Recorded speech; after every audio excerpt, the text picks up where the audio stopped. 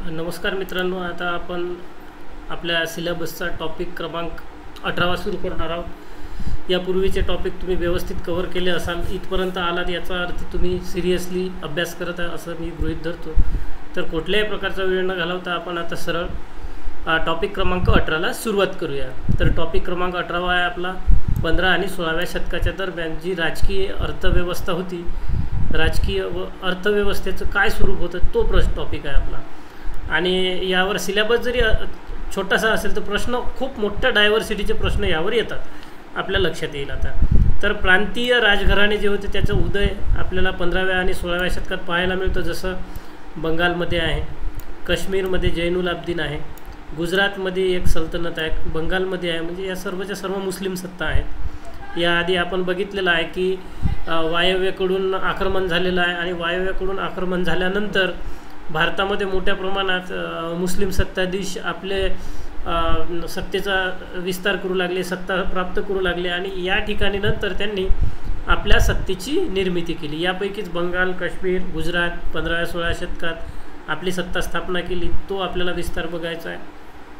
त्यानंतर अगदी विंध्यच्या उत्तरेला माळवा, त्यानंतर महाराष्ट्र कर्नाटकमध्ये बहामनी, त्यानंतर सर्वात महत्त्वाचं म्हणजे विजयनगर। सर्वात जास्त प्रश्न या टॉपिकवर येतात, मोस्ट इम्पॉर्टंट आपल्याला विजयनगर आहे। त्यानंतर अल्पकाळासाठी आलेले अफगाण घराणं लोधी, त्यानंतर मुघल साम्राज्य। मुघल साम्राज्यामध्ये प्रारंभिक स्थिती बाबर आणि हुमायून यांच्यावर प्रश्न येतात। सूर साम्राज्य यांच्यावर छोटासा काळ असेल 5 वर्षाचा, तरी पण सूर साम्राज्यावर मोठ्या प्रमाणात प्रश्न येतात। शेरशहाचं प्रशासन कसं होतं, पोर्तुगीजांचे वसाहत विषयक कोणकोणते उपक्रम होते आणि भक्ती आणि सुफी चळवळ, आपण ऑलरेडी भक्ती आणि सुफी चळवळ कव्हर केलेली आहे।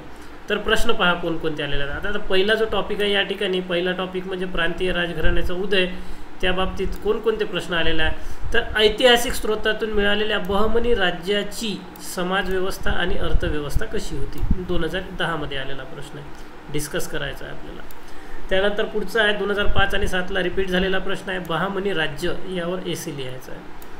2016 आलेला आहे फिरोज शाह बहमनी, जो बहमनी शाह होता, आणि महमूद गावान या दोघांचं काय योगदान होतं, दोघा जणांचं, बहमनी जे राजे होते फिरोज शाह बहमनी, महमूद गावान यांचं योगदान विचारलेलं आहे। त्यानंतर आहे गुजरातचा जो शासक होता 13व्या शतकातील समाज आणि अर्थव्यवस्थेचा महत्त्वाचा स्रोत म्हणजे लेखा पद्धती होय। तर ही लेखा पद्धती म्हणजे काय, तो प्रश्न आपल्याला आलेला आहे। त्यानंतर पुन्हा विजयनगरकडे गेलो, म्हणजे थोडक्यात पहिला जो टॉपिक आहे ज्यामध्ये प्रांतीय सत्ता आहे, गुजरात आहे, काश्मीर आहे, बंगाल आहे, यावर तितके प्रश्न आलेले नाही, पण बहमनी राज्यावर प्रश्न आलेले नाही। त्यानंतर विजयनगरच्या साम्राज्यावर भरपूर प्रश्न आहे। कृष्णदेवराजाचे राजवटीचं वैशिष्ट्य सांगायचं आहे आपल्याला, कीवर्ड महत्त्वाचे आहे बरं। त्यानंतर कृष्णदेवराय म्हणजे एका नव्या युगाचा आरंभ होय, हा एक प्रश्न आलेला आहे, म्हणजे सेम प्रश्न रिपीट झालेला आहे। त्यानंतर आहे विजयनगरचे राज्य हे सेगमेंटरी स्टेट आहे का, सेगमेंटरी वेगवेगळ्या विकेंद्रित, वेगवेगळ्या सामंत, वेगवेगळ्या तुकड्यामध्ये, वेगवेगळ्या प्रांतामध्ये विघटित झालेलं साम्राज्य होतं का, क्रिटिकली एक्झामिन, आपल्याला गुण आणि दोष दोन्ही द्यायचे आहे। त्यानंतर विजयनगर साम्राज्याची शेती आणि सिंचन व्यवस्था, समकालीन स्रोताचे पुरावे द्यायचे आहे। त्यानंतर विजयनगरच्या साम्राज्याची सामाजिक गतिशीलता काय होती, ही आपल्याला डिस्कस करायचं आहे। त्यानंतर विदेशी प्रवाशांनी विजयनगरबद्दल काय काय लिहून ठेवलेलं आहे हे विचारलेलं आहे। त्यानंतर आलेला आहे आपल्याला विजयनगरचा अमुक्त मल्याळमध्ये काय काय वर्णन केलेलं आहे, ब्राह्मण आदिवासी गट यांच्या संबंधाबद्दल काय लिहिलेलं आहे। त्यानंतर आहे जैनुल आब्दीन यांच्या कारकिर्दीबद्दल आणि जोनराज यांच्या कारकिर्दीबद्दल आपल्याला माहिती विचारलेली आहे। आपण सिलेबसमध्येच पाहिलं होतं की ज्यामध्ये हे बघा या ठिकाणी होतं काश्मीर आणि जैनुल आब्दीन यांचं काय काम होतं, त्यांचं योगदान विचारलं होतं। पुढचं आहे म्हणजे महत्त्वाचं काय विचारलेलं आहे, विजयनगरवर जास्तीत जास्त प्रश्न आहे आणि बहामनीवर मोजके प्रश्न आहे। त्यानंतर पुढचा प्रश्न आहे 16 शतकातील उत्तर भारतातील साम्राज्य निर्माण। आता साहजिकच आहे 16व्या शतकात कोण होता, तर बाबर होता, हुमायून होता, म्हणजे उत्तर भारतातील साम्राज्य निर्माता। त्यानंतर तुर्क आणि मंगोल म्हणजे दोन्ही घटक एकत्र आले म्हणजे तो बाबर यांनी सार्वभौमत्वाचा सिद्धांत जो मांडला होता तो डिस्कस करायचा आहे। त्यानंतर बाबर आणि हुमायून त्यावर खरोखर उतरले होते का, ते आपल्याला विचारलेलं आहे, म्हणजे बाबर आणि हुमायून यांच्यावर प्रश्न आलेला आहे। त्याआधी आपण बघितलं विजयनगरवर प्रश्न आलेला, त्याआधी बहमनीवर प्रश्न आलेला आहे। त्यानंतर पानिपतच्या फर्स्ट लढाईत इब्राहिम लोधी वर्सेस बाबर युद्ध झालं होतं. तर बाबर यशस्वी का झाला होता, ते बाबरच्या यशस्वीतेची कारणं विचारलेले आहे. त्यानंतर बैरमशाह लोधी खानदानी लोकांशी असलेले याचे संबंध कसे होते, तर लोधीचे संबंध ते विचारलेलं आहे. त्यानंतर प्रशासनामध्ये सुरांचं योगदान काय, शेरशाह सुरीचं योगदान काय आहे. त्यानंतर शेरशाह सुरीची कारकीर्द काय, 5 वर्षाचा कालावधी आहे पण प्रश्न भरपूर आहे.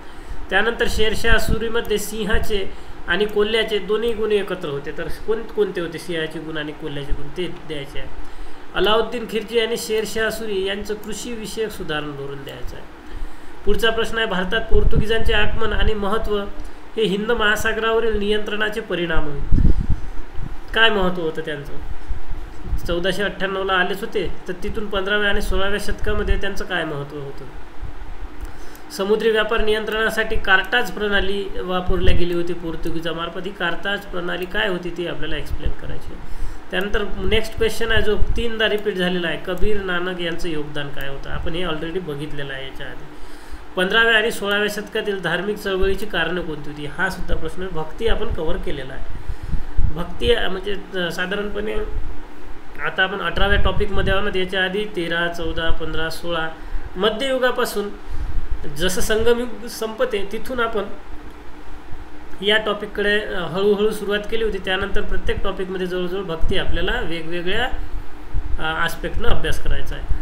त्यानंतर भक्ती आणि सुफी यांचा जीवनावर काय परिणाम झाला, सांप्रदायिक सलोख्याची त्यांनी भूमिका राखली होती का, भक्तीच्या वैचारिक पायात आचार्यांचं योगदान काय आहे, इतिहास लेखनामध्ये भक्तीचं महत्त्व काय आहे, पण 16व्या शतकातील भारतीय पुनर्जागरणाचे शतक असं त्यांना म्हणता येईल काय, हा प्रश्न आहे. आता मग या 15व्या आणि 16व्या शतकामध्ये कोणकोणते स्रोत आहे आपल्याला, तर साहजिक आहे यामध्ये क्षेत्रीय राजसत्ता होत्या. गुजरात होतं, बंगाल होतं, काश्मीर होतं, विजयनगर होतं, बहमनी होतं. तर विखुरलेल्या राजसत्ता आहे त्यामुळे विखुरलेले स्रोत आहे. जसं देवरायच्या बाबतीत तर भरपूर आहे, विदेशी प्रवासीच भरपूर आले होते त्यांच्याकडे. देवराय 2च्या वेळी आले होते. त्यांच्या राज्यकारभारात निकोलो कांटी इटलीचे यांनी सतीप्रथा, बहुपत्नीत्व याबद्दल लिहून ठेवलेलं आहे. पर्शियनचे अब्दुल रज्जाक आले होते 1440मध्ये. विजयनगर या ठिकाणी. त्यानंतर विजयनगरसारखे सुंदर शहर या पृथ्वीवर नाही असं त्यांनी वर्णन केलं होतं आणि याला 7 तटबंदी असं सुद्धा वर्णन केलेलं होतं. त्यानंतर अमुक्त मल्याड हा एक महत्त्वाचा ग्रंथ त्यांनी लिहून ठेवलेला आहे कृष्णदेवरायांनी. यामध्ये भरपूर माहिती दिलेली आहे, एक प्रकारचं काव्य आहे. त्यानंतर नुनीज यांची भेट झाली होती 1520च्या दरम्यान. नुनीज आणि पायस यांनी वर्णन केलं आहे त्या कृष्णदेवराय, त्यांचे सैन्य प्रशासन, नायकर व्यवस्था, पाळेघरची व्यवस्था, या सगळ्या गोष्टीबद्दल विदेशी प्रवाशांनी लिहून ठेवलेलं आहे. तर पहिलं प्रश्न आहे आपला मग आता विजयनगरच्या साम्राज्याची स्थापनेच्या बाबतीत. तर विजयनगरच्या साम्राज्याच्या स्थापनेचं कारण काय होतं किंवा नेमक्या अशा कोणते प्रेरक घटक होते की ज्यामुळे विजयनगरच्या साम्राज्याची स्थापना झाली होती. तर कोणत्याही एका कारणाने विजयनगरची स्थापना झाली असं आपल्याला म्हणता येत नाही आणि इतिहासकारामध्ये सुद्धा मतभेद आहे की कोणत्या कारणाने एका कारणाने विजयनगरची स्थापना झाली होती. पण विविध कारणाच्या संयोगातून विजयनगर साम्राज्याची स्थापना झाली होती यावर मात्र इतिहासकाराचं एकमत आहे. मग कोणकोणते कारण होते त्यात, तर दिल्लीच्या सुलतानांना दूरवर दुर्गम असलेल्या दक्षिण भारतामध्ये प्रत्यक्ष नियंत्रण ठेवता आलं नाही आणि त्यामुळे दक्षिण भारतामध्ये फुटून वेगळं निघण्याची प्रवृत्ती वाढत होती. दुसरं म्हणजे तत्कालीन मुस्लिमांचं राजकारण आणि समाजकारणाला प्रतिवाद म्हणून हिंदुत्ववादी भावना जागरूक झाल्या होत्या आणि यातूनच मुस्लिम वगळता इतर जे हिंदू सरदार होते यांनी एकत्र राजसत्ता स्थापन करण्याचा निर्धार केला होता. तिसरं म्हणजे भक्तिपंथ त्यावेळी मोठ्या प्रमाणात ॲक्टिव्ह झाला होता आणि भक्तिपंथाच्या जनजागृतीमुळे सांस्कृतिक अपलिफ्टमेंट, सांस्कृतिक जागृती झाल्याने हिंदू राष्ट्र निर्माण करण्याची, विजयनगरसारखे राज्य निर्माण करण्याची प्रेरणा मिळत गेली. ज्यावेळी 1328ला मोहम्मद बिन तुगलक दक्षिण भारतातून उत्तर भारतात निघून गेला त्यावेळी दक्षिण भारतात एक प्रकारची राजकीय पोकळी निर्माण झाली होती. या राजकीय पोकळीचा फायदा घेण्यासाठी सरदारांनी मग दक्षिण भारतात विजयनगरची स्थापना केली आणि त्यासाठी हरिहर आणि बुक्क यांनी नेतृत्व स्वीकारलं जे जुन्या संगम घराण्याशी संबंधित होते. तर असं म्हणलं जाते की हे हरिहर आणि बुक्क जे आंध्र प्रदेशामधला काकतीय वंश होता त्यांचे प्रताप रुद्रदेव यांच्याकडे काही काळ त्यांचे सामंत म्हणून काम केलं, त्यानंतर दिल्लीचे सामंत म्हणून काम केलं आणि त्यानंतर मग ते स्वतंत्र म्हणून पुढे काम करू लागले. तर दक्षिणेची घडी बसवण्यासाठी 1334ला परत मोहम्मद बिन तुगलकाने सेना पाठवली होती, पण त्यांच्यामध्ये प्लेगचा प्रसार झाला आणि ती सेना परत गेली. मग हरिहर आणि बुक्काला संधी मिळाली आणि त्यांनी 1356ला विजयनगरची स्थापना केली. विजयनगरचं राज्य म्हणजे कृष्णा नदी ते तुंगभद्रा नदी असा विस्तीर्ण परिसर त्यांचा होता. मग हिंदू राष्ट्र होते का विजयनगर, यावर सुद्धा प्रश्न विचारला जातो. तर हरिहर आणि बुक्क हे दोघेही संगम वंशाचे होते आणि आपण शिकलो आहे की उत्तर भारतामध्ये मोठ्या प्रमाणात वंश ब्राह्मण, क्षत्रिय, वैश्य, शूद्र अशा प्रकारची जाती व्यवस्था होती आणि एक कठोर व्यवस्था होती. त्या तुलनेनं दक्षिण भारतामध्ये त्या प्रकारची नव्हती. त्यामुळे दक्षिण भारतातलं जे विजयनगरचं साम्राज्य होतं याची स्थापना हिंदू विद्वानांनी एकत्र येऊन हरिहर आणि बुक्कांनी ज्यावेळेस आवाहन केलं होतं की हिंदू विद्वानांनी एकत्र येऊन हिंदू राष्ट्र किंवा हिंदू विजयनगर साम्राज्य निर्माण करण्यासाठी सहकार्य करावे, त्यावेळी बरेच जण त्यांना सहकार्य करण्यासाठी गेले होते. मग या राज्याचं स्वरूप कसं होतं, तर हिंदू परिवर्तनवादाचा प्रचार झाला होता, पण ते वास्तवात नव्हते.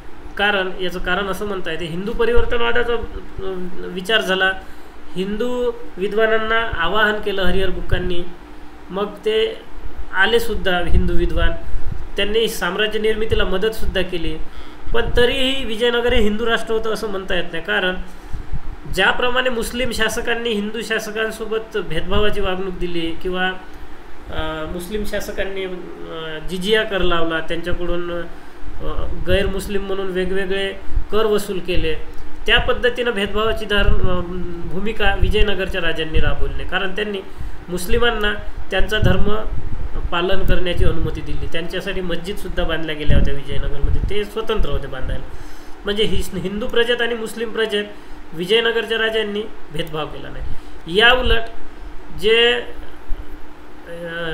हे राजे होते मुस्लिम राजे, सुलतानशाहीतले म्हणा किंवा इतर काही क्षेत्रीय राज्य असो, यांनी हिंदू प्रजा आणि मुस्लिम प्रजा असा फरक केला होता आणि त्यांच्यावर वेगवेगळे कर लावले होते. पण विजयनगरच्या राज्यांनी त्या पद्धतीचा कर लावला नव्हता, त्या पद्धतीचा भेदभाव केला नव्हता. मुसलमानांना मस्जिद बांधण्याची सुद्धा परवानगी त्यावेळी दिली होती.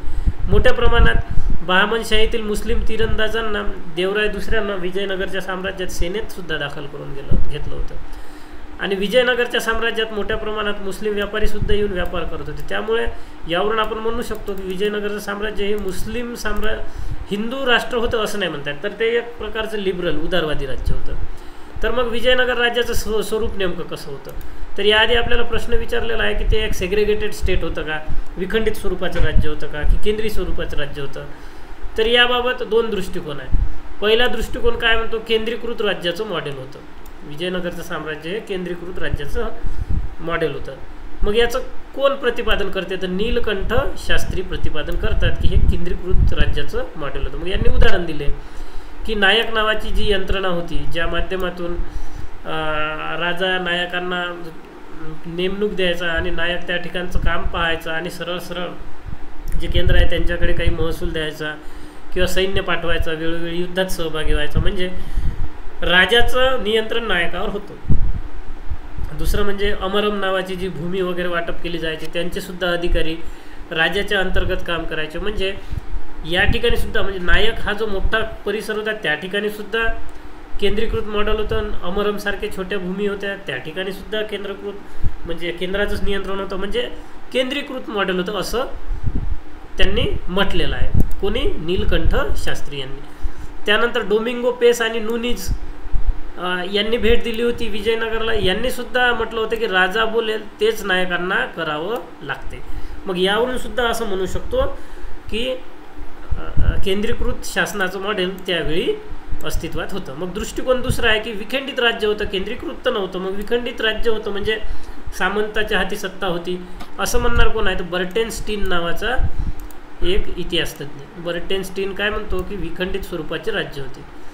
मग विकेंद्रित स्वरूपाचे राज्य होते, सरंजाम शासक होता, विकेंद्रीकरणाची प्रवृत्ती होती, असं कोण म्हटलं आहे? तर सैनिक सामंतवाद होता असं हर्मन कुल्केनं म्हटलेलं आहे. सामंतशाहीचे राज्य होते म्हणजे युरोपियन सामंतवादाप्रमाणे असं TB महालिंगम यांनी म्हटलेलं आहे. त्यानंतर जपानी सामंतवादाप्रमाणे रचना होती असं काराशिमानं म्हटलेलं आहे.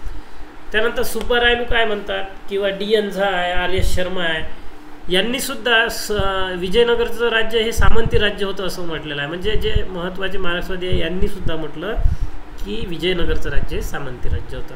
फक्त निळकंठ शास्त्रीनं म्हटलेलं आहे की ते केंद्रीकृत स्वरूपाचं राज्य होतं, केंद्राची सत्ता सगळीकडे चालत होती. तर हा दुसरा दृष्टिकोन होता. मग यांनी उदाहरण काय दिलं की काही शिलालेख सापडलेले आहे, त्या शिलालेखामध्ये सुद्धा सामंत हे स्वायत्त असल्याचे त्याच्यातून दिसून येते. आणि 1530च्या दरम्यान विजयनगरचा जो शिलालेख आहे त्यामध्ये सुद्धा या प्रकारचे भरपूर नायक नियुक्त केल्याचे दिसते. त्यावरून कृष्णास्वामीसुद्धा म्हणत होते की विजयनगरचं राज्य हे विकेंद्रीकृत किंवा सेग्रिगेटेड स्वरूपाचं राज्य होतं. मग यावरून आपण काय म्हणू शकतो की राज्य केंद्रीकृत ऐवजी शक्तिशाली सामंताद्वारे चालणारे एक असे राज्य होते. मग विजयनगरचं प्रशासन कसं होतं? तर विजयनगरच्या प्रशासनाचे काही महत्त्वाचे पैलू आपण पाहण्याआधी त्यांची रचना कशी होती ते पाहून घेऊ आपण. तर सर्वात वर राजा असायचा, राजाच्या खाली मोठमोठे, जसे आपण सुलतानशाहीमध्ये मुक्ती मोठा घटक पाहिला होता, जसा हा साम्राज्याचा घटक आहे, तर त्याच्यामध्ये मोठे मोठे इक्ते असायचे, मुक्ती असायच्या, त्याचा वली प्रमुख असायचा. इथं नायक नावाचा मोठा परिसर असायचा, त्याचा एक नायकर असायचा प्रमुख, त्यांच्या खाली छोटे छोटे पाळेघर असायचे. मग नायक हा कधी कधी त्यांच्या निर्णयामध्ये, त्याच्या प्रशासनामध्ये, सैनिकी शक्तीमध्ये स्वतंत्र असायचा.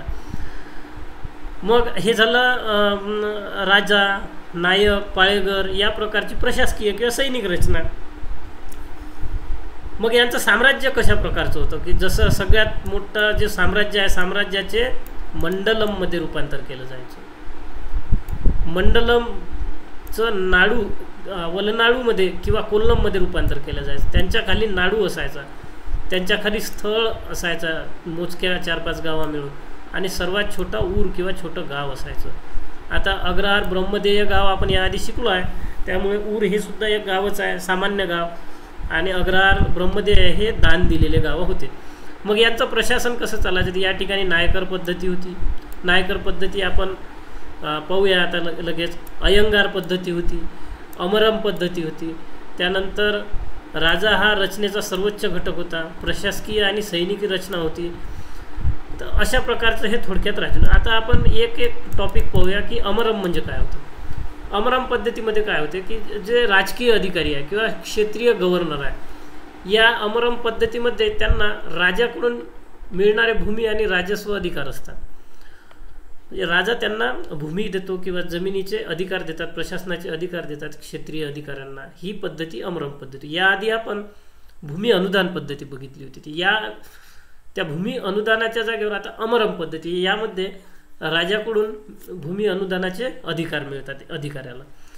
पुढची आहे नायकर प्रशासकीय व्यवस्था. यामध्ये काय होते, नुनीज आणि पायास यांनी नायकर पद्धतीचं काय वर्णन केलेलं आहे की युद्धाच्या वेळी विजयनगरच्या सेनेसोबत नायकांची सेनासुद्धा सहभागी होत असे, असं यांनी म्हटलेलं आहे. म्हणजे जो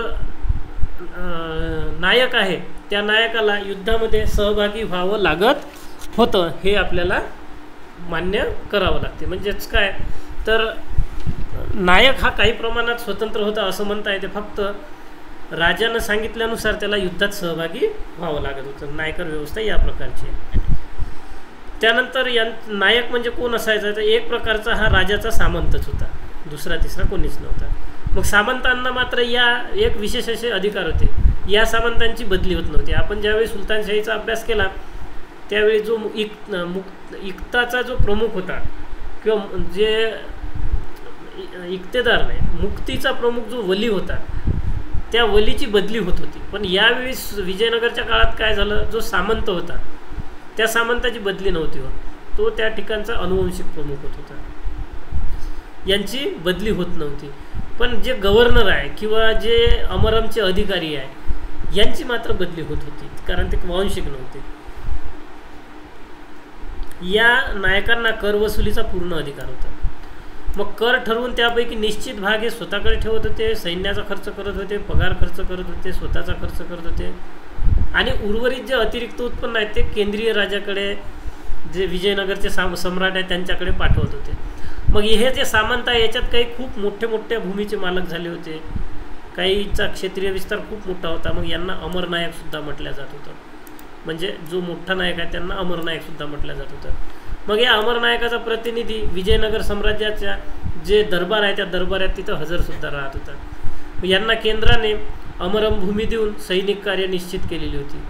पाळेकरांची नियुक्ती, जे छोटे छोटे सैन्य प्रमुख होती ते म्हणजे पाळेकर होते यावेळेसचे, आणि यांची नियुक्तीसुद्धा राजाच करत होता. मग हे पाळेकर काय करत होते, तर पाळेकर आपल्या स्वतःच्या सैनिकाची त्यांच्याकडे सैनिक ठेवावं लागत होते, ते सैन्य नंतर राजा म्हणून त्यावेळी युद्धात सहभागी व्हावं लागत होते. आपण ब्रिटिशांच्या काळात पाळेकरांचा उठाव बघितला होता. हे पाळेकर विजयनगरच्या साम्राज्याच्या काळापासून होते, जे 14व्या शतकापासून तर 17व्या शतकापर्यंत होते, पण नंतर बेरोजगार झाले होते ब्रिटिशांनंतर. हेच ते पाळेगार. नंतर अधिकार, महसूल गोळा करण्याचा, सैन्य सेवा देण्याचा. मग आता ही अशी सिस्टीम होती ज्यामध्ये पाळेकर होते, त्यानंतर नायक होते, अमरम सिस्टीम होती. मग या सिस्टीममधून काही दोषसुद्धा दिसून होते. मग दोष काय होते, तर नायक काय करायचे, स्वतःच्या वर्चस्वासाठी स्वतःचा एक दबावगट तयार करत होते, आणि जे अमरनायकसारखे एखादा सामंत आहे समजा खूप मोठ्या भूप्रदेशाचा स्वामी, तर तो एखाद्या बिझनेसवर एकाधिकार मिळवून घ्यायचा. जसं की त्या ठिकाणी, आता या ठिकाणी त्यांचं राज्य असेल, या किनाऱ्यावरून अरबी घोडे जे येत होते त्या घोड्याच्या व्यापाऱ्यावर इच्छा समजा जो सामंत असेल त्याचा एकाधिकार राहायचा. म्हणजे इतक्या या लोकांची दादागिरी चालायची, म्हणजे अशा प्रकारचे पॉवरफुल झाले होते. मग या लोकांचा जो विजयनगरचा साम्राज्याचा दरबार आहे, या ठिकाणी राजदरबारात एक एक प्रतिनिधी असायचा. आणि कधी कधी काय करायचं, इथला अमरनायक, बाजूचा अमरनायक, हे लोक दरबारात आम्हाला श्रेष्ठ कनिष्ठतेची भावना मिळाली यामुळं वादविवादसुद्धा व्हायचं. आणि पुढे हळूहळू ज्यावेळेस ते तालिकोटची लढाई झाली, त्यात विजयनगर साम्राज्याचा पाडाव झाला होता, तर हे लोक एकमेकाला नंतर अशा पद्धतीनं विखुरल्या गेले. मोठ्या प्रमाणात आपसी मतभेदसुद्धा त्या तोपर्यंत वाढले होते. याच काळात महामंडलेश्वर नावाच्या अधिकाऱ्याची सुद्धा नियुक्ती झाली होती. राजा हा त्यावेळी प्रमुख होता, आणि राजाच्या मार्फत जवळजवळ सगळ्या नियुक्त्या होत होत्या. तर अशा पद्धतीची ही अमरम पद्धती पाहिली आपण. त्यानंतर नायक पद्धती पाहिली, त्यानंतर पाळेकरांची पद्धती पाहिली. नायक हा भौगोलिक प्रमुख प्लस सैन्य सेवा देणारा प्लस स्वतः प्रशासकीय अधिकार गाजवणारा, त्या भूमीचा स्वामी, जास्त मोठा असेल त्याला अमरनायकसुद्धा म्हटलं जायचं. त्यानंतर आपण नायकर पद्धती, जे नायक होता त्याची नायकर पद्धती पाहिला. त्यानंतर अमरम पद्धती पाहिलं, जशी भूमी अनुदानाची पद्धत होती तशी अमरम पद्धती पाहिली. आता अयंगार पद्धती पाहू. अयंगार म्हणजे दुसरं तिसरं कोणीच नाही, जो गावामध्ये वेगवेगळे सेवक राहायचे. जसं महाराष्ट्राच्या बाबतीत पाटील, देशमुख, देशपांडे राहायचे, तशी ती अयंगार पद्धती होती दक्षिण भारतातली विजयनगरची. मग गावातले जे सेवक होते, रेड्डी होते, गौड होते, मनियम होते, लेखपाल होते, चौकीदार होते, तर हे सर्व गावातले जे प्रमुख आहे, गावाचा प्रशासन सांभाळणारे, यांना अयंगार पद्धती म्हटले जात असते. मग चोल काळात गावाचं प्रशासन सांभाळण्यासाठी सभा, समिती, ऊर, विदत असे उल्लेख होते. तर ते ग्रामीण प्रशासकीय अधिकार विजयनगरच्या काळामध्ये येतपर्यंत पूर्ण बदलून गेले अधिकारी, आणि अयंगार पद्धती आली होती. हे त्यावेळेसचे जे जुनी ऊर, सभा, विदत यामध्ये नियुक्त होत होते प्रतिनिधी.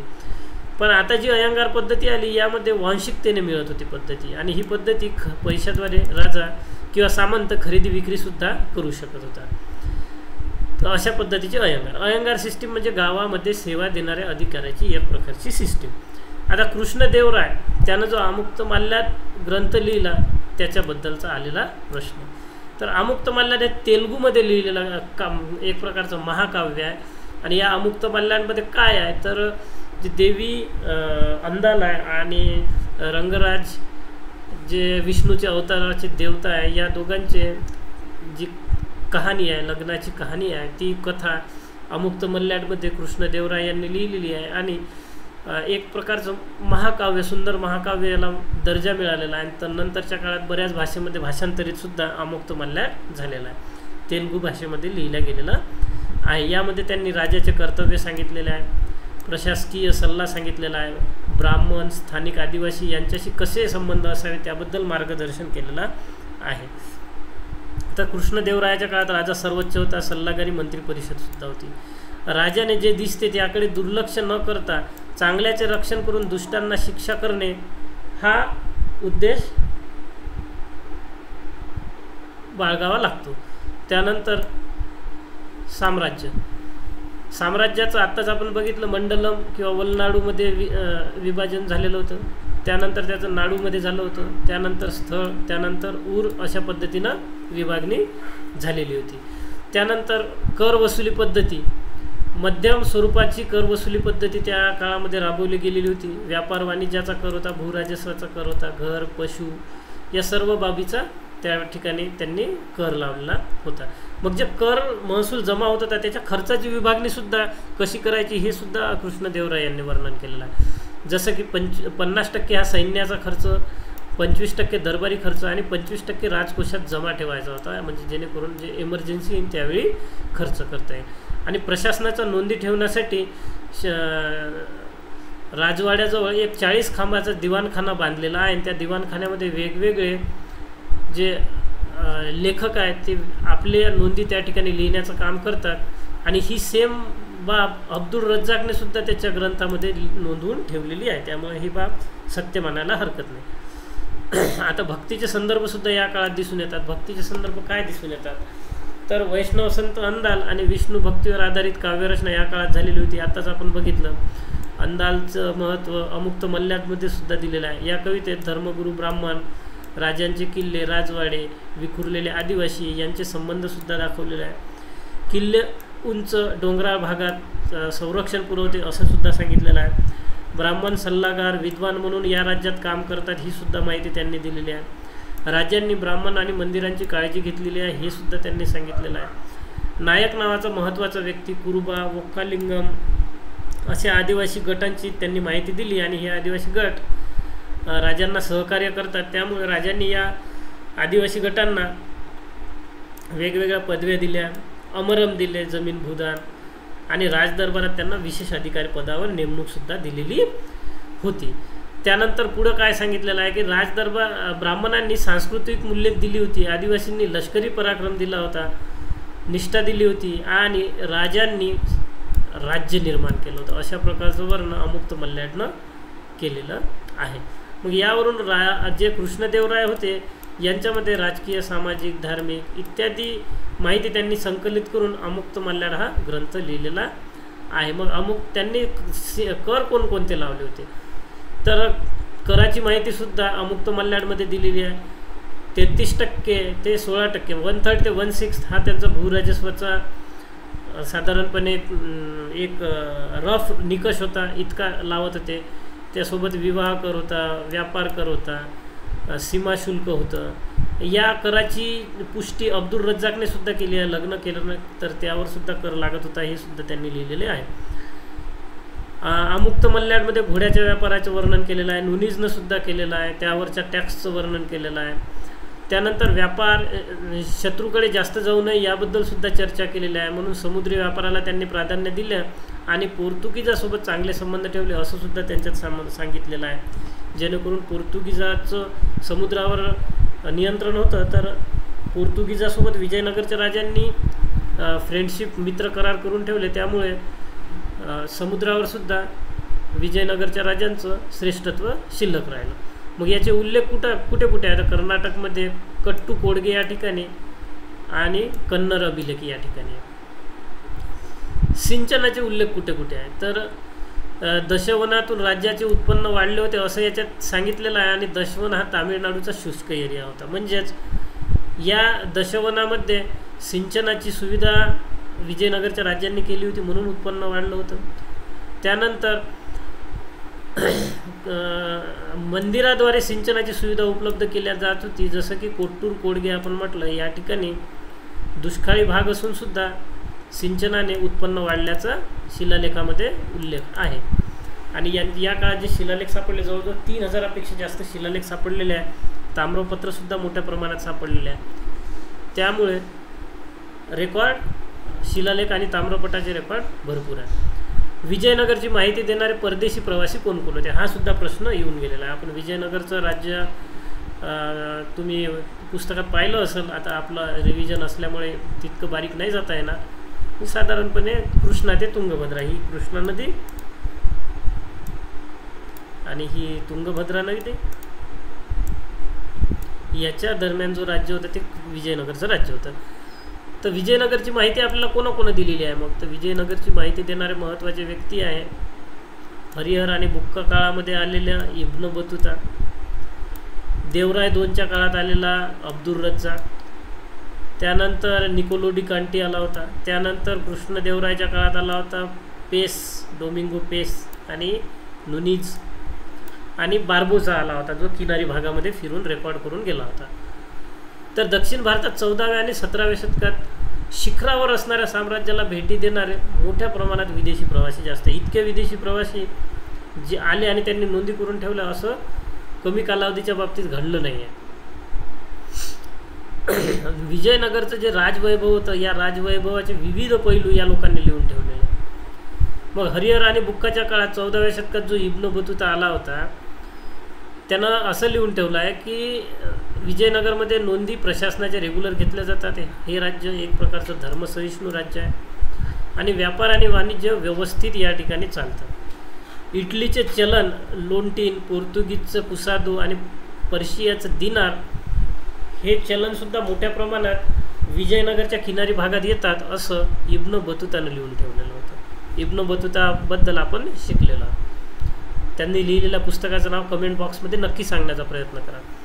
देवराय 2 15व्या शतकामध्ये आला होता. म्हणजे हे 14व्या शतक, हे 15व्या शतक, हे 16वे शतक लक्षात ठेवायला सोपं आहे. इब्न बतुता, त्यानंतर देवरायच्या काळात अब्दुल रज्जाक यांनी भेट दिली. हम्पीला भेट दिल्यानंतर अब्दुल रज्जाकनं हम्पीचं भव्यता पाहून तर असं म्हटलं होतं की पृथ्वीच्या पाठीवर इतकं सुंदर शहर नाही. या शहराला 7 तटबंद्या आहेत, गजबजलेल्या बाजारपेठा आहे, कर संकलन होतं, व्यापार भरपूर चालतो. अशा प्रकारचं वर्णन अब्दुल रज्जाकनं केलं होतं. त्यानंतर इटलीचा निकोलो डी कांटी आला होता. यानंसुद्धा या ठिकाणच्या मसाल्याचं मोठी स्तुती केलेली आहे. सोबत समाजामध्ये सतीप्रथा होती असं सांगितलं, विवाह होते असं सुद्धा सांगितलं. दरबारी भाषाबद्दल सुद्धा निकोलो डी कांटीनं लिहून ठेवलेलं आहे. तेलुगू, कन्नड यांना दरबारी भाषेचा दर्जा मिळालेला होता. त्यानंतर कृष्णदेवराय यांच्या काळामध्ये 16व्या शतकात पोर्तुगीजचा डोमिंगो पेस आला होता आणि डोमिंगो पेसनं नायक व्यवस्थेबद्दल भरपूर काही लिहून ठेवलेलं आहे. म्हणजे थोडक्यात कृष्णदेवरायाच्या काळात 2 व्यक्ती आले होते, डोमिंगो पेस आणि नुनीज, आणि या दोघांनी नायक व्यवस्थेबद्दल डिटेल लिहून ठेवलेलं आहे. त्यानंतर मग सोबत काय लिहिलेलं आहे, सैन्य व्यवस्थेचं, प्रशासन व्यवस्था, राज्यव्यवस्था, धर्म इत्यादीबद्दल माहिती दिलेली आहे. उच्च घराण्यातील स्त्रियासुद्धा शिक्षण घेत होत्या असं त्यांनी सांगितलेलं आहे. त्यानंतर बार्बोसा हा पोर्तुगीज प्रवासी होता. साधारणपणे जो आपला किनारी भाग आहे या किनारी भागामध्ये आल्यानंतर तो व्यापारी होता, त्याच्यामुळे त्याचे जहाज परत गेले तो इथंच थांबला आणि या ठिकाणी त्या व्यापाऱ्याने जी पूर्व किनारपट्टी आहे या पूर्व किनारपट्टीवरील संपूर्ण माहिती मिळवून तिथला अभ्यास करण्याचा प्रयत्न केला. मग ही जी माहिती त्यांनी मिळवली ती माहिती ज्या पुस्तकात लिहून ठेवली तोच बार्बोसाचा प्रवास वर्णन होय. तो 16व्या शतकात आला होता. किनारी शहरांना भेट देऊन सागरी व्यापाराचं वर्णन केलं. हा स्वतः व्यापारी होता. त्यामुळे परदेशी प्रवासाचं वर्णन ज्यामध्ये जहाज, मसाले, काळे मिरे याबद्दल माहिती यांना लिहून ठेवलेली आहे. पुढचा प्रश्न आपल्याला आला होता बहमनी साम्राज्याबद्दल, की बहमनी साम्राज्याची समाजव्यवस्था कशी होती. तर आपण आत्ताच शिकलो की मोहम्मद बिन तुगलक ज्यावेळी दक्षिण भारतातून उत्तर भारतात गेला त्यावेळी दक्षिण भारतात मोठ्या प्रमाणात राजकीय पोकळी निर्माण झाली. मग ही राजकीय पोकळी कशाविरुद्ध होती तर मोहम्मद बिन तुगलकाच्या धोरणाविरुद्ध होती. वैतागलेले होते अक्षरशः त्यावेळेसचे लोक. मग काही लोकांनी तर या मोहम्मद बिन तुगलकाला येडा मोहम्मद किंवा मूर्ख माणूस, मॅड असं पद्धतीचं म्हटलेलं होतं. मग जी राजकीय पोकळी दक्षिण भारतात निर्माण झाली होती विंध्येच्या बाजूला किंवा विंध्येच्या दक्षिणेला, तर या राजकीय पोकळीचा फायदा घेण्याचं ठरवलं होतं मग इथल्या काही सरदारांनी. मग त्यामध्ये कोण कोण होतं, तर हसन गंगू सरदार, त्यानंतर विजयनगर. मग हसन गंगू सरदारानं बहमनशाह नाव धारण केलं आणि बहमनशाहीची स्थापना केली. विजयनगरमध्ये सुद्धा अशाच प्रकारे स्थापना झाली होती, हे आपण शिकलेलो आहोत. आणि कृष्णा आणि तुंगभद्रेच्या दोआबावर नियंत्रण मिळवण्यासाठी विजयनगर आणि बहमनी हे दोन राज्य एकमेकांसोबत भांडत होते. वास्तविक यांचा वांशिक धर्म याचं काही कारण नव्हतं. तुम्हाला आठवत असेल आपण 6व्या-7व्या पॉईंटमध्ये पल्लव आणि चालुक्य यांचं युद्धाचे कारण शिकलो होतं. तो सुद्धा संघर्ष होता. तो संघर्षाची भूमीसुद्धा हीच होती. म्हणजे संघर्ष सेम, भूमी सेम, फक्त राजे बदलले होते. तर बहमनी राजांनी या ठिकाणी मोठ्या प्रमाणात युद्ध लढवल्या आणि त्याचा उपयोग काहीच कोणाचाच झाला नाही. दोन्ही वंश नष्ट होण्यातच त्याचे परिणाम झाले. मग बहमनीचं योगदान काय होतं, पहिलं म्हणजे यांनी मेहराब शैलीचा वापर दक्षिणेमध्ये प्रथमच केला. कारण मेहराब शैली इस्लामांची होती, ती उत्तर भारतामध्ये वायव्येकडून आक्रमकांनी आणली. भारतातली जी शैली होती तिला शहातिरी शैली म्हणतो, ज्यामध्ये खांब बनवल्या जातात, त्यावर स्वस्तिक चित्र काढल्या जाते, फुलांची चित्र, कमळाची चित्र काढल्या जाते, ती आपली शहातिरी पद्धती. पण मेहराबमध्ये काय, तर वेगवेगळ्या आर्क बनवणे आणि त्या आर्कला डिझाईन बनवणे, त्याला कडे कोपरे देणे, ही होती त्यांची शहातिरी सिस्टीम. असं त्यांची शहातिरी तर आपली होती, त्यांनी मुस्लिम सरदारांची ती होती मेहराब शैली. यांचा या मेहराब शैलीचा प्रचार बहमनी राजांनी प्रथमच दक्षिणेमध्ये केला. जसं की गोल घुमट होता, हैदराबादचा 4 मिनार होता. मग यांना दुसरं म्हणजे ही पहिली स्थापत्याचं योगदान झालं. दुसरं म्हणजे हिंदू सरदारांना सुद्धा सेवेत दाखल करून घेण्याचं धोरण बहमनी राजांनी स्वीकारलं. त्यामुळे बऱ्याचशा मराठी सरदारांनी बहमनशाहाकडे, वेगवेगळ्या राजांकडे नोकरी केली होती. मग हे बहमनी साम्राज्याचं विघटन कसं काय झालं, पहिलं म्हणजे बहमनी साम्राज्याचा जो बेस होता तो सैनिक शासन होता. सैनिकाच्या माध्यमातून हे लोक शासन करायचे. त्यानंतर दुसरं म्हणजे विंध्यच्या पलीकडील जे दक्षिणेकडे राज्य आहे, त्या दक्षिणेकडील राज्यांना कंटिन्यू कोणातरी सोबत युद्धरत राहावं लागायचं, नेहमी युद्धाचं वातावरण सुरू राहायचं. तिसरं म्हणजे यांचं सामंती स्वरूप होतं. सामान्य जनतेची काही देणं घेणं नव्हतं. आपला आपला राजा स्वतंत्र झाल्यासारखा जगायचा आणि त्यातून आपसी मतभेद राहायचे आणि यांचं कधी पटत नव्हतं. शेवटी मग या बहमनशाहीचे 5 तुकडे झाले आणि साम्राज्याचं विघटन झालं. मग बहमनशाहीच्या काळात समाजव्यवस्था, अर्थव्यवस्था कशी होती, तर 17व्या शतकात विदर्भात निकितींचं वर्णन आलेलं. निकितींनं विदर्भाच्या बाबतीत काय वर्णन केलेलं आहे, या ठिकाणचा व्यापार वर्णन केलेला आहे. त्यानंतर निकितींनं कोकणच्या भेट आणि तिथला व्यापाराचं वर्णन केलेलं आहे. रशियातून तो आलेला होता निकितीन, त्यामुळे त्यानं त्या रशियातल्या व्यापारासोबत तुलनासुद्धा केलेली आहे. हिंदू, मुस्लिम, इराणी, इराक सर्व एकत्र राहतात याचं त्याला खूप कौतुक वाटत होतं, हे सुद्धा त्यानं लिहून ठेवलेलं आहे. एकीकडे कुलीन वर्ग श्रीमंत असतो, विलासी जीवन जगतो, तर एकीकडे अतिशय दरिद्री समूह जगतो. अशी सामाजिक भेदभावाची रचना या निकितींनं वर्णन करून ठेवलेली आहे. दख्खनच्या भागात रेशीम, कापड, त्यानंतर काळे मिरे, घोडे इत्यादीचा व्यापार चालतो, हे सांगितलेलं आहे. दाभोळ आणि मुस्तफाबाद हे भारत आणि आफ्रिकन व्यापाराचं महत्त्वाचं केंद्र होतं. कारण दाभोळ, मुस्तफाबाद हे एक प्रकारचं बंदर होतं त्या काळातलं. त्यानंतर पुढच्या अर्थव्यवस्थेच्या बाबतीत सांगितलं आहे, तुर्कस्तान, अरब आणि खूप स्थानातून घोड्यांची आयात मोठ्या प्रमाणात भारतात व्हायची आणि समुद्र व्यापार चालायचा आणि भारताचं यावर वरचष्मा होता. तर आता फिरोजशाह बहमनी आणि महमूद गावान, दोघेही बहमन राजे, यांचं योगदान काय होतं. पहिलं, दोघेही बहमनी राजे होते, दोघेही योग्य प्रशासक होते. दोघांनी राज्य मजबूत करण्यासाठी शिक्षण क्षेत्रात योगदान दिले. फिरोजशाह बहमनीचा आधी योगदान पाहू तर तो स्वतः विद्वान होता. कुराणच्या त्यानं टीकाग्रंथ लिहिला होता. इस्लामी कायद्याचा अभ्यासक होता. बॉटनीचा अभ्यासक होता, भूमितीचा अभ्यासक होता, तर्कशास्त्राचा अभ्यासक होता. म्हणजे थोडक्यात तो स्वतः विद्वान होता फिरोजशाह बहमनी. आणि त्याला भरपूर भाषेचं ज्ञान होतं, जसे की फारसी, अरबी, उर्दू. आता उर्दूला या काळापर्यंत बऱ्यापैकी स्थान मिळालेलं होतं. आपण आमिर खुसरोचं साहित्य शिकलो होतं याआधी, की ज्यामुळे उर्दू डेव्हलप व्हायला मदत झाली होती. त्यानंतर तेलुगू साहित्य, कन्नड, त्यानंतर मराठी, अशा प्रकारचं भाषा विकसित व्हायला, साहित्य विकसित व्हायलासुद्धा बहमन काळात सहकार्य मिळालं. त्यानंतर विद्वानांचं आवाहन आणि दौलताबाद या ठिकाणी वेधशाळा स्थापन फिरोजशाह बहमनीनं केली होती, दौलताबाद या ठिकाणी. आणि शिक्षण घेण्यासाठी वेगवेगळे मदरशाची, स्थानिक शाळेची सुरुवात या फिरोजशाहनं केली होती. महमूद गावांचं काय योगदान आहे? पहिलं म्हणजे ज्या फिरोजशाह बहमनीनं मदरशाची स्थापना केली होती आणि मुलं प्राथमिक शिक्षण घ्यायचे, तर आता उच्च शिक्षणाचं काय करायचं? त्यानं बिदरला उच्च शिक्षणासाठी एक मक्तब, महाविद्यालय उभं केलं होतं. तेथे विद्यार्थी शिक्षकांसाठी 3 मजल्याचं एक वसतिगृहसुद्धा महमूद गावांना बांधलं होतं. आणि इथं योग्य आणि पात्र विद्यार्थी आणि शिक्षकांना मुक्त भोजन आणि कपडे दिले जात होते. पुढे या ठिकाणी या महमूद गावांना उच्च शिक्षण मक्तबमध्ये शिक्षणासाठी इराकीतून विद्वान शिक्षकांनासुद्धा आमंत्रित केले होते. आता बाबर आणि हुमायून यांच्या बाबतीत म्हणजे अर्ली मुघल्स. तर मुघलांना मुघल काय म्हणायचं? तर मुघल हा शब्द मंगोल या शब्दापासून बनलेला आहे. तर मंगोल या शब्दापासून बनलेला आहे. तर मंगोल शब्दापासून मुघल बनतो. त्यावेळेस मंगोल या शब्दाचं पर्शियन भाषेमध्ये मुघल असं उच्चारण होते. त्यांना मंगोल नसेल म्हणतायत, मुघल म्हणतात. पण बाबर हा चंगेज खान आणि तैमूर खान या दोघांचा संयुक्त वारस या ठिकाणी ठरतो. त्यामुळे या केवळ तुर्क नाही तर तुर्क प्लस मंगोल अशा प्रकारचं एकत्रित वंश होतो. आणि मंगोल वंशालाच मुघल, पर्शियन भाषेमध्ये मुघल म्हणतात, हे आपण लक्षात ठेवूया. बाबर हा साम्राज्याचा निर्माता होता.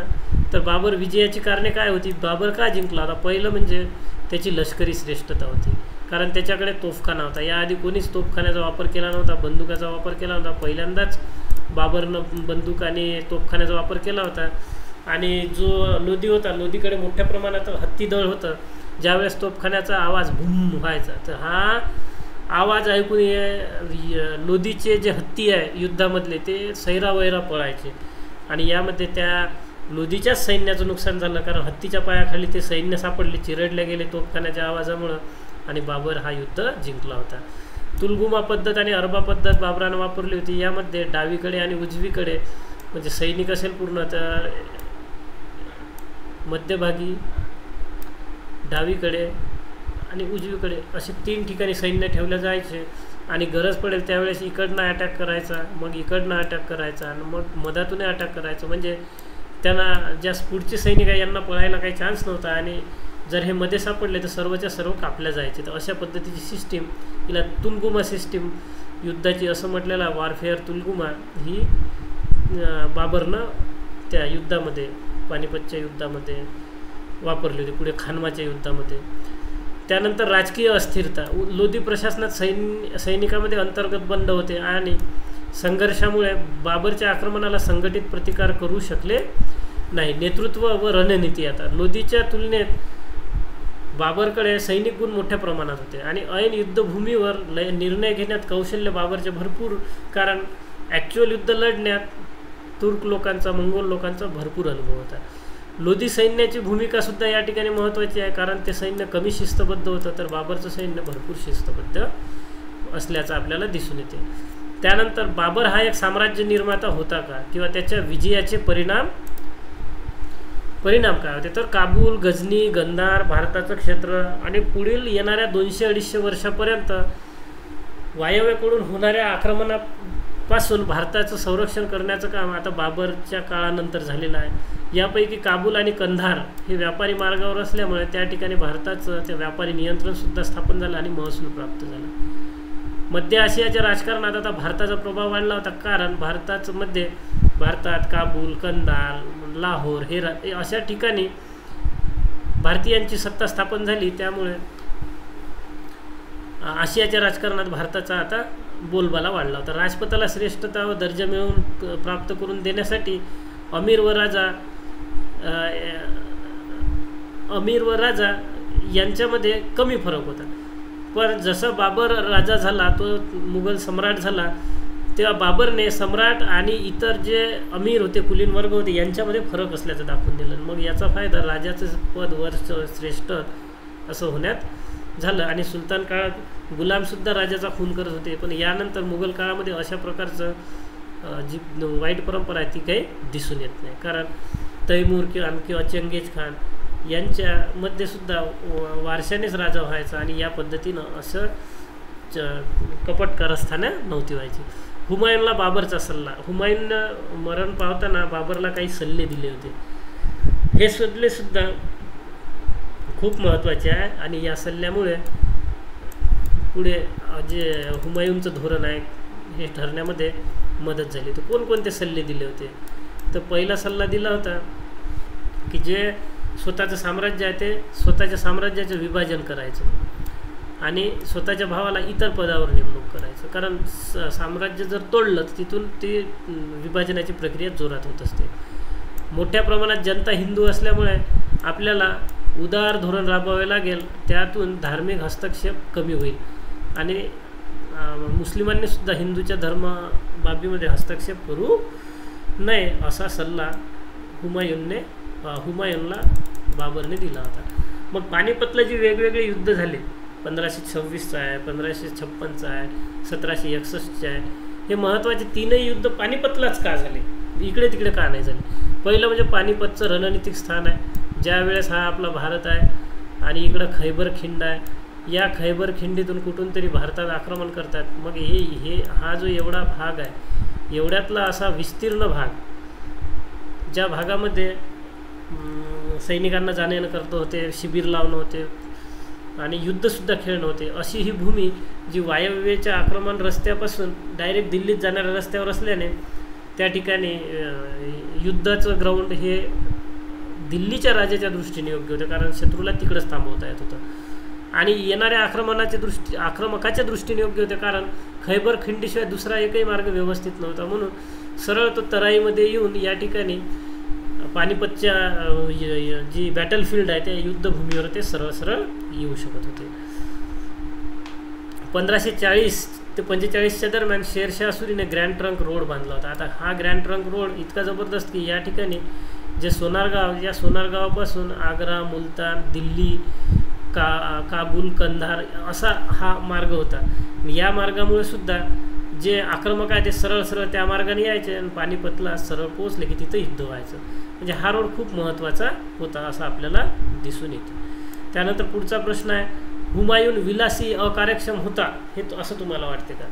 तर जुना दृष्टिकोन काय होता की हुमायून हा विलासी होता, अदूरदर्शी होता असं ते म्हटलं, आणि तो नेहमी अफीम घ्यायचा आणि अफीमच्या नशेत पडून राहायचा. पण तो विलासी दूरदर्शी नव्हता हे म्हणणं चुकीचं आहे. कारण नवीन दृष्टिकोन काय म्हणतो की हुमायूनला कठीण परिस्थिती, काटेरी राजमुकुट प्राप्त झाला होता. जसं की ज्यावेळेस तो राजा झाला त्यावेळेस त्याचा भाऊ कामरानचा त्याला विरोध होता, त्यानं बंड केले होते. बहादूर शहाचा सुद्धा त्याला विरोध होता, त्याला व्यसन होतं. आता हुमायूनच्या पूर्वीचे राजेसुद्धा नशा करत होते, व्यसन करत होते.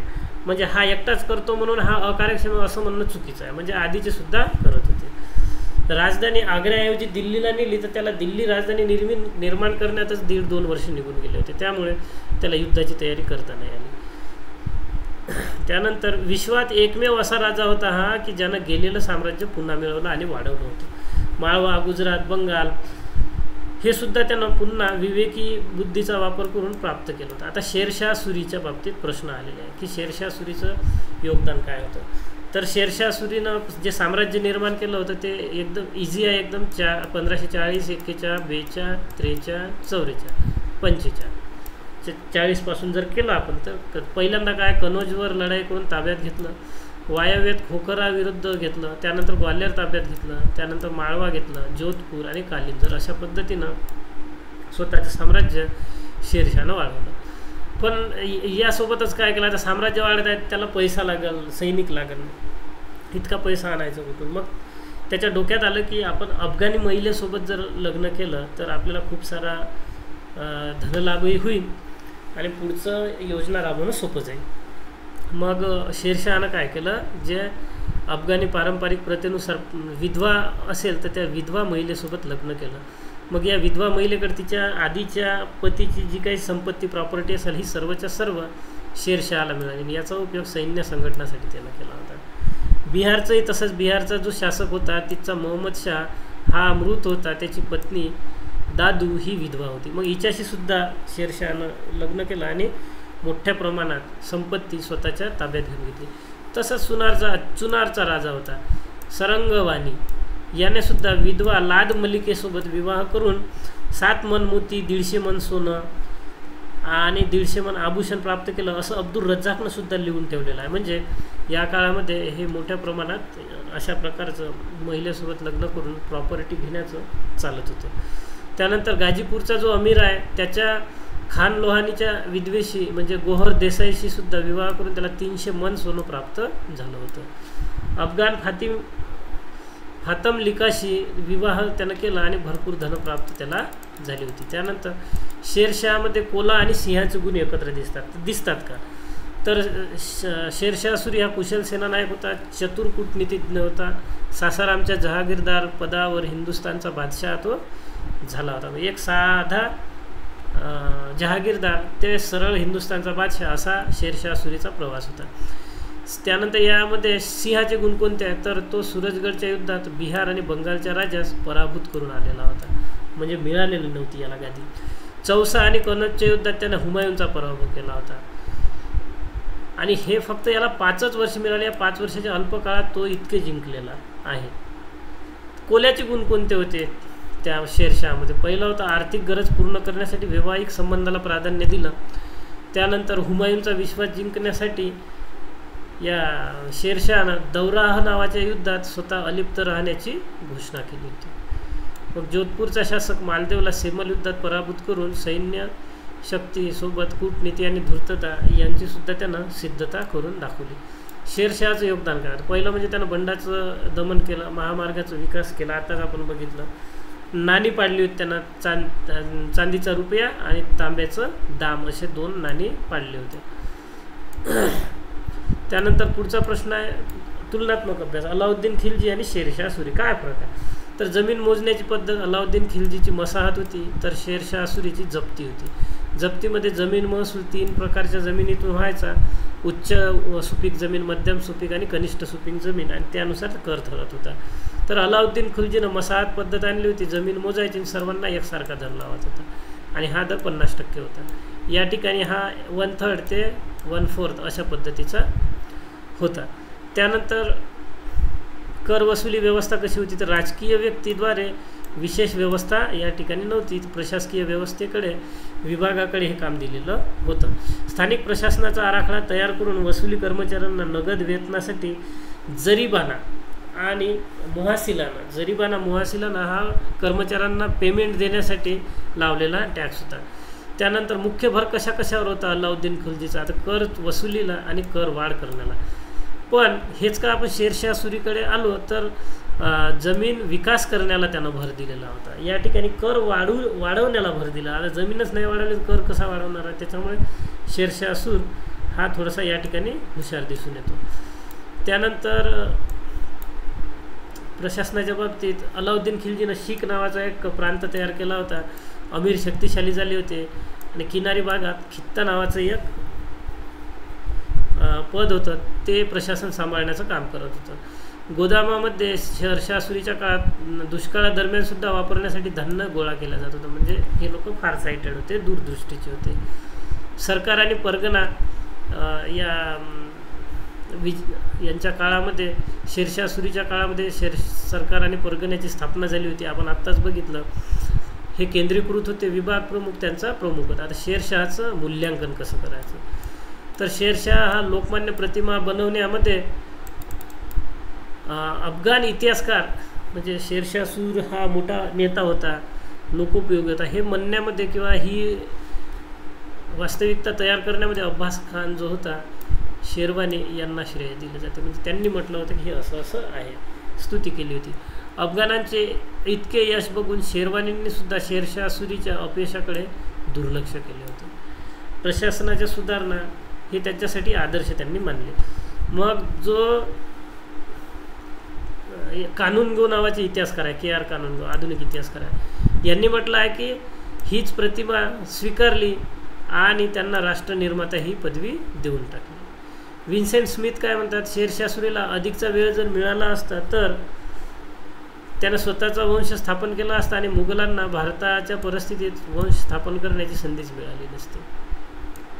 त्यानंतर ब्रिटिशांनी मुघलांना पराभूत करून सत्ता प्राप्त केल्याने अकबराप्रती पक्षपाताची भूमिका घेऊन शेरशाह सुरीला वरचढ दाखवण्याचा प्रयत्न ब्रिटिश इतिहासकार करायचे. जर असं केलं तर अकबराकडून किंवा मुघलाकडून सत्ता हिसकावून घेतल्यामुळे ते विरोधातही जाणार नाही आणि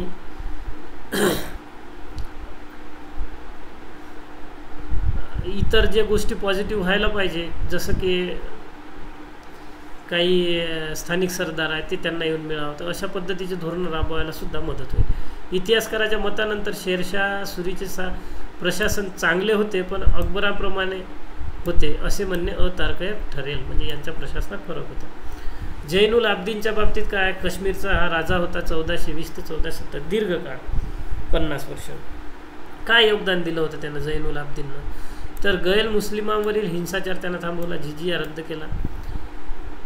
जिजिया पुढे अकबर पण नष्ट करणार आहे, पण आपल्याला पुढच्या लेसनमध्ये पाहायचं आहे. ते पूर्वीच्या राजवटीतून पळून गेलेल्या हिंदूचे पुन्हा हिंदूमध्ये स्वागत केले, हिंदू स्थापत्याचे पुनर्निर्माण केले, मुख्य पदावर हिंदूची नेमणूक केली जसं की श्रिया भट, न्यायमंत्री पदावर हिंदू विधवा संबंधावर या लोकांनी स्वतःचे लोकांची नियुक्ती केली. बाबर आणि हुमायूनने हिंदूशी विवाह संबंध ठेवण्याचे त्यांनी धोरण राबवले आणि भारतीय राजकुमारीशी लग्न केले. जसं की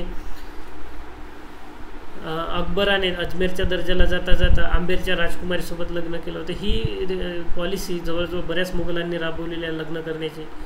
उलर तलावात जैन नावाचं एक मानवनिर्मित बेट आहे, त्या निर्मितीचं श्रेय यांनाच जाते. आणि कल्लंची राजतरंगीने फारसीत रूपांतर करण्याचं कामसुद्धा